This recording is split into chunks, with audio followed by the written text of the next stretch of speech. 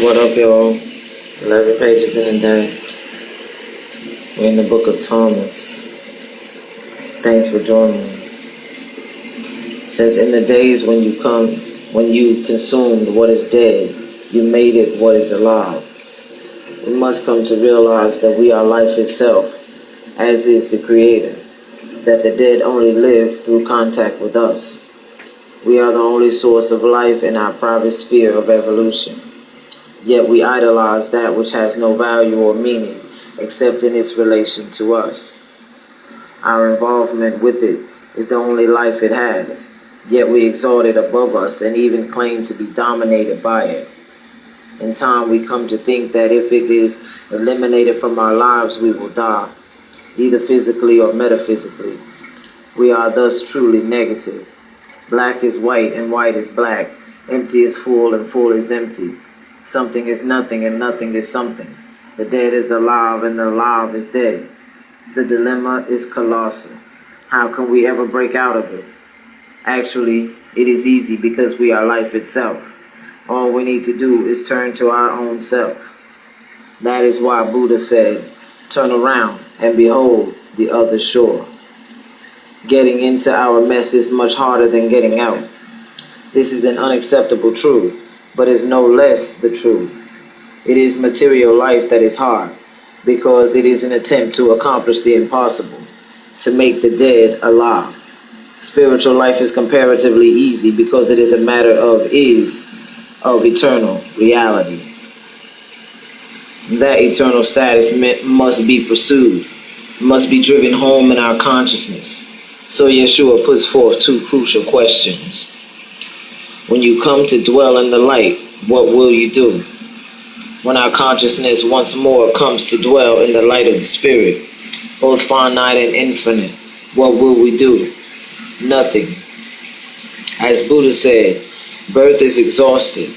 That is, the karma that produces birth is dissolved, has ceased to exist. The holy life has been lived out. What can be done is done. Of this there is no more beyond. Perfection having been re-entered, nothing remains to be done or not done.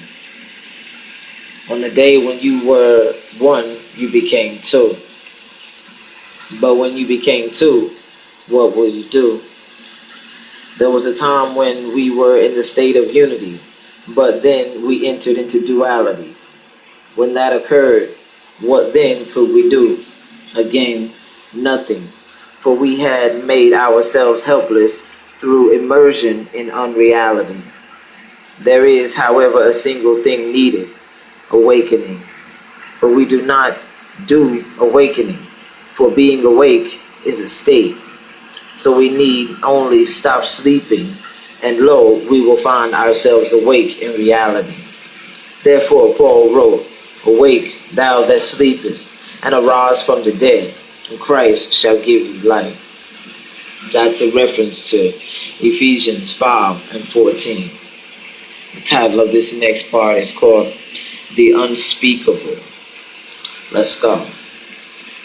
I know all beings, Arjuna, past, present, and to come, but no one knows me. So said Krishna on the battlefield. Then later, Yeshua said to his disciples, compare me to someone and tell me who I am like. Simon Peter said to him, you are like a righteous angel. Matthew said to him, you are like a wise philosopher.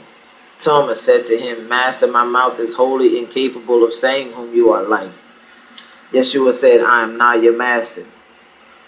Because you have drunk, you have become intoxicated from the bubbling spring which I have measured out. And he took him and withdrew and told him three things. When Thomas returned to his companions, they asked him, what did Yeshua say to you? Thomas said to them, if I tell you one of the things which he told me, you will pick up stones and throw them at me.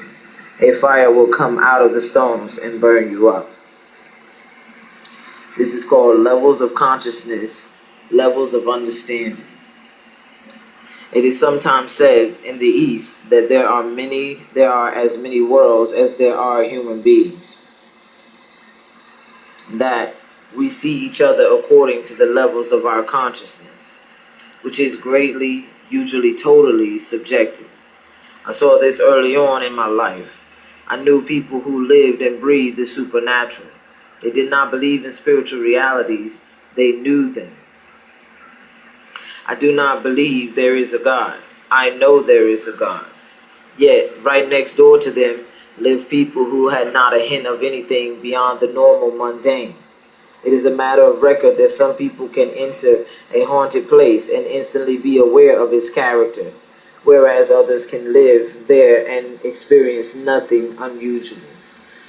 Alright, so we're going to take a pause for the cause right here, and we're going to get back at you in the next segment.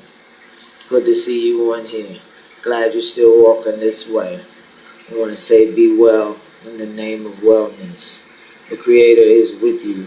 The Creator has always been with you. And the Creator is forever with you. See you on the next track.